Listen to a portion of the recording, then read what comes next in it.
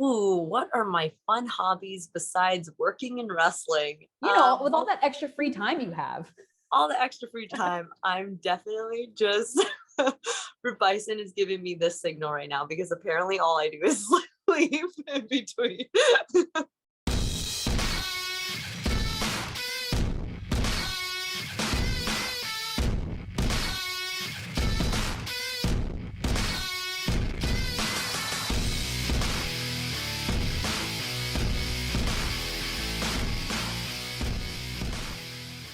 Hello, my friends, and welcome back to Let's Get Cereal, the weekly show where I, your host, Alyssa Marino, eat cereal, talk about stuff, and sometimes talk to people.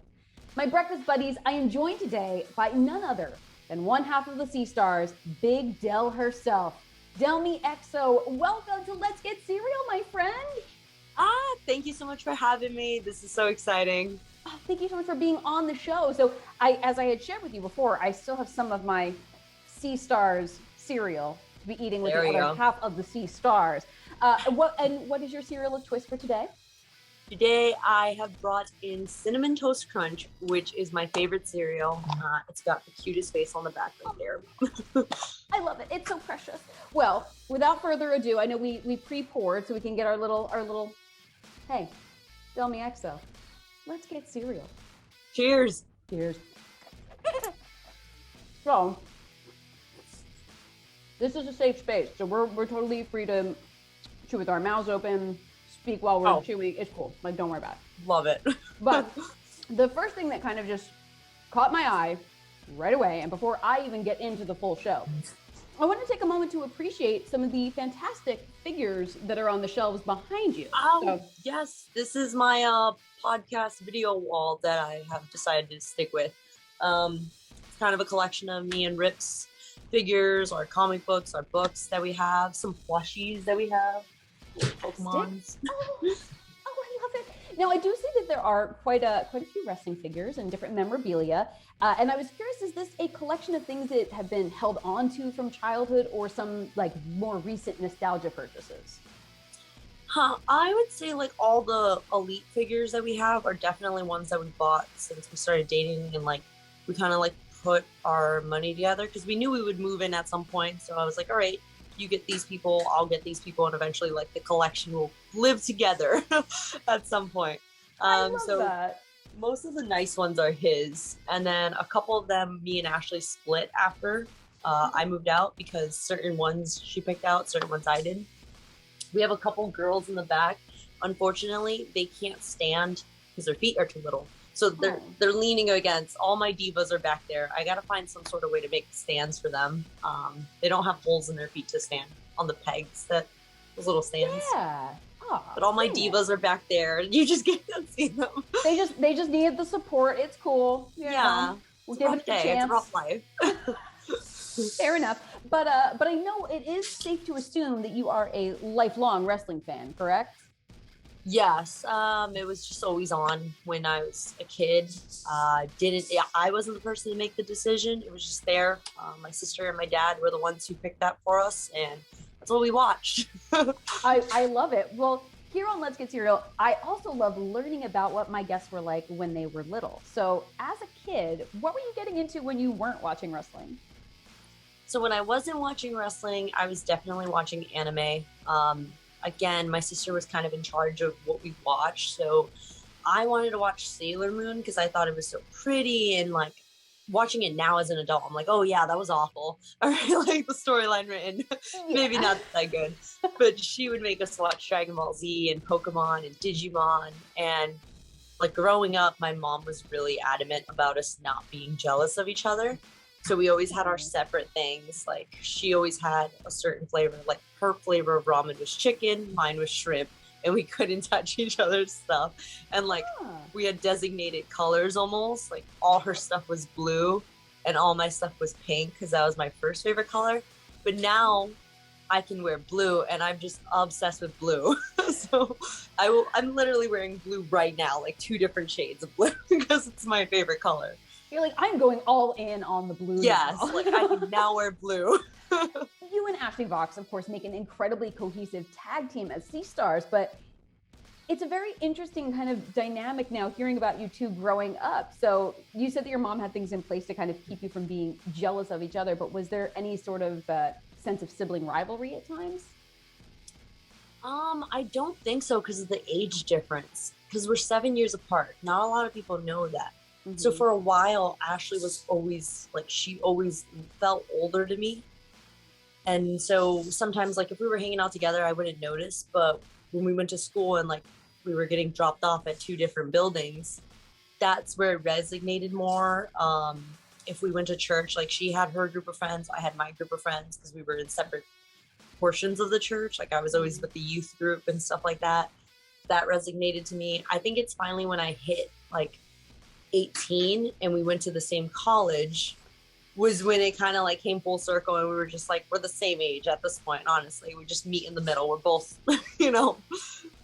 Fair enough. Fair enough. Now, when Ashley was on Let's Get Serial, she shared the story of what she referred to as your money in the bank moment on the first day of training. So I would really love to hear your perspective on that memory. Did you go into that day with the mindset of, hey, you know what, today I'm going to start training to be a pro wrestler with my sister?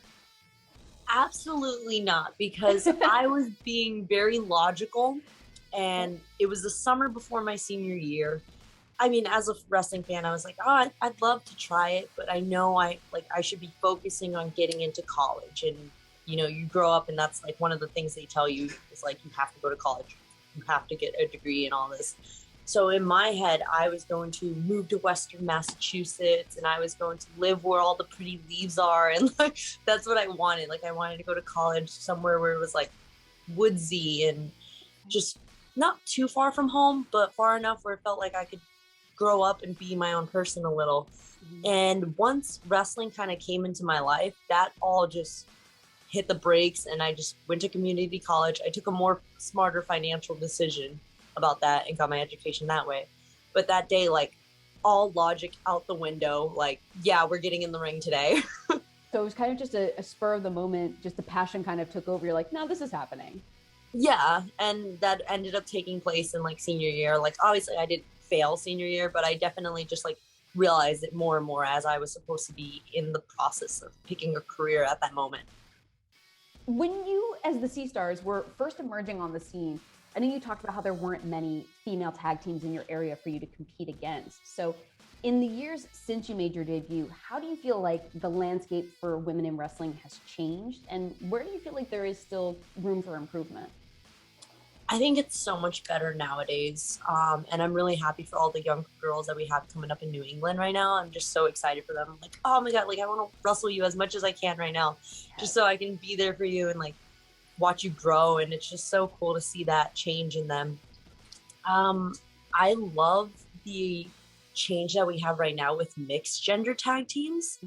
I think that makes for such an interesting dynamic. I think it's really comic book like in that sense, and I kind of like that. It makes for different matches, different like people that you can bring into car rides and stuff like that. Where I do see there could be more improvement would probably be just more storylines. I would love to see women get more storylines and make matches kind of mean something more than just like a one-on-one and there's no build or there's no payoff towards the end. I really like what Limitless did with Ava Everett and Davian. That whole feud and the way Harry Aaron really produced that and helped them work through all their promos. And I thought that came off really good.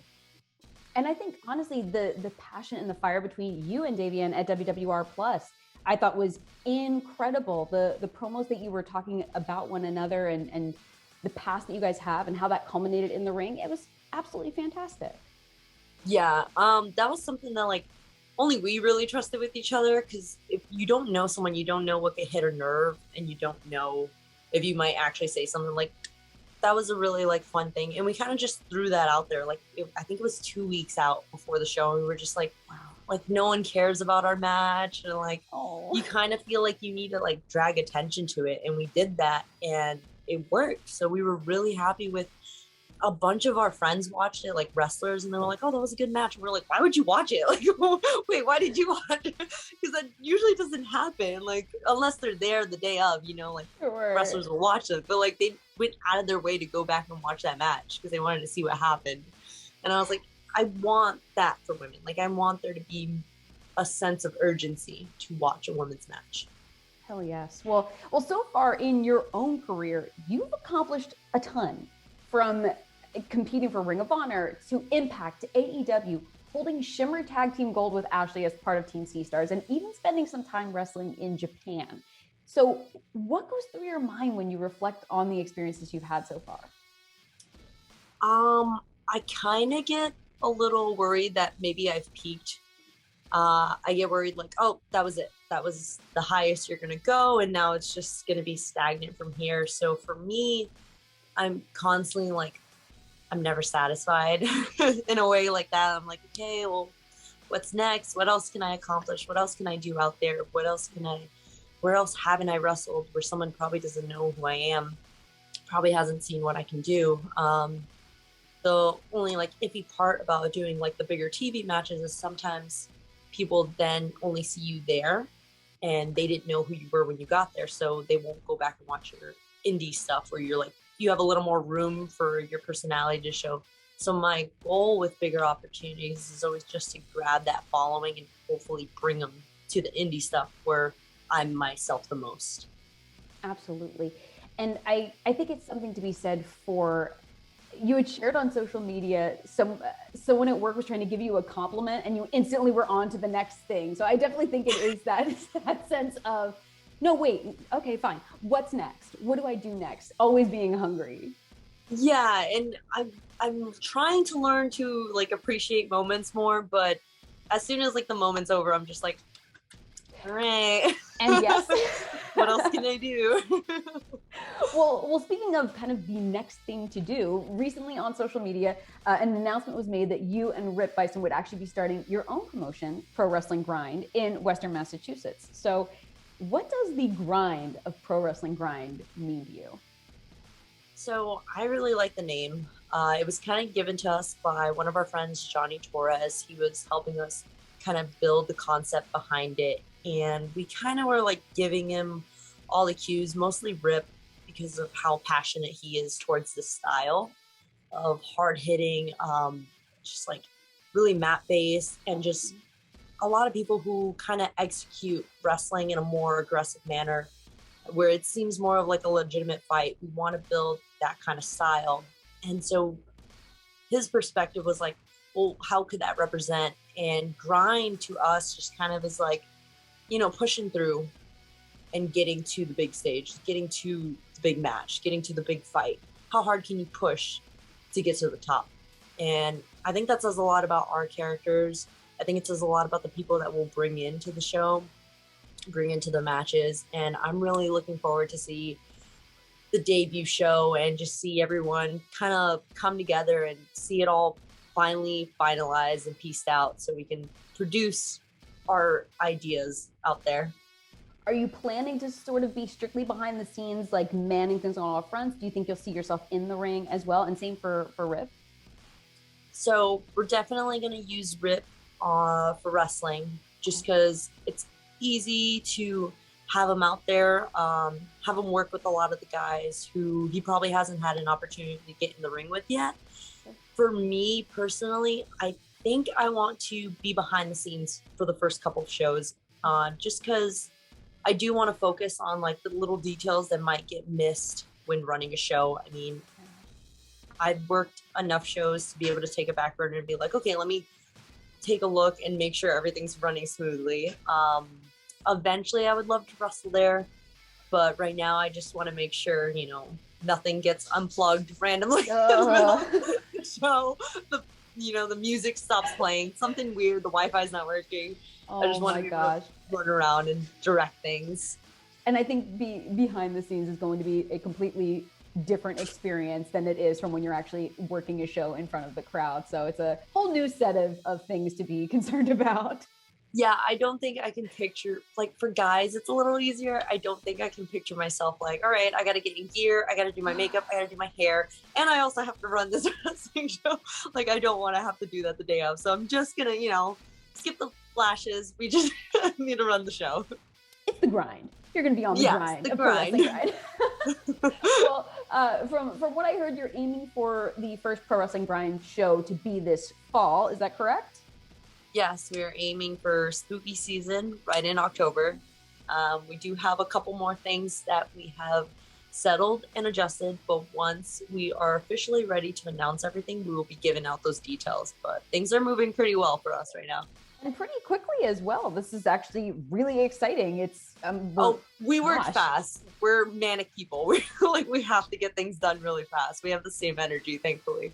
It really speaks to the whole idea of, okay, the moment's done. Okay, now on to the next. So my friends, be sure that you are following along at GrindPro on Twitter for all the updates. Delmi, you obviously sound like a very busy person. When you aren't training or doing shows or running an up-and-coming wrestling company, what are some of your other hobbies? What are you getting into? Ooh, what are my fun hobbies besides working and wrestling? With all that extra free time you have. All the extra free time, I'm definitely just... Bryson is giving me this signal right now because apparently all I do is sleep in between. It makes sense though. You work so hard. I like to literally lay down and probably watch wrestling on my phone or on the TV. Right now, I have been getting into different shows of wrestling. So I've been watching the Life of series that's going on IWTV. We just watched the Lee Moriarty episode. And it was so good, so beautifully edited. I want to be on the next one if whoever's in charge of that. Putting it out there. Yeah. But I watch stuff like that. I watch vlogs a lot. Oh yeah. I like watching vlogs of people who work out. I like working out. That's definitely a huge part of my day. And besides that, it's just making my Delmi bar videos for Patreon, which came up with a new one recently. It's mango margaritas, if anyone's interested. Okay, we're gonna put it down below. Put the link to the Patreon. Check it out. Love that. Love that. Yeah, that's kind of what I do. I just hang out with people, hang out with my friends at my house. I don't have a lot of time for myself besides working. Which is why I'm so grateful you made the time to chat with me. I feel like it's an honor. It was important. Well, I hope your cereal didn't get too soggy while we were chatting. It's totally fun. And I hope that we can that you can enjoy it. So my friends, everyone knows where to find Delmi Exo online. We're going to link it down below. And Delmi, any final words for our breakfast buddies at home before I let you go? Thank you so much for having me. If you don't drink almond milk, definitely get started on that. And, Cinnamon Toast Crunch. It's the #1 cereal. Thank you so much for having me. Thank you. Please follow GrindPro on Twitter and Instagram and keep updated with us throughout our journey. Can't wait to hear more about Pro Wrestling Grind. Thank you so much. Thank you, Delmi. And my friends at home, until next time, continue to do your best to be your best, and we will see you later.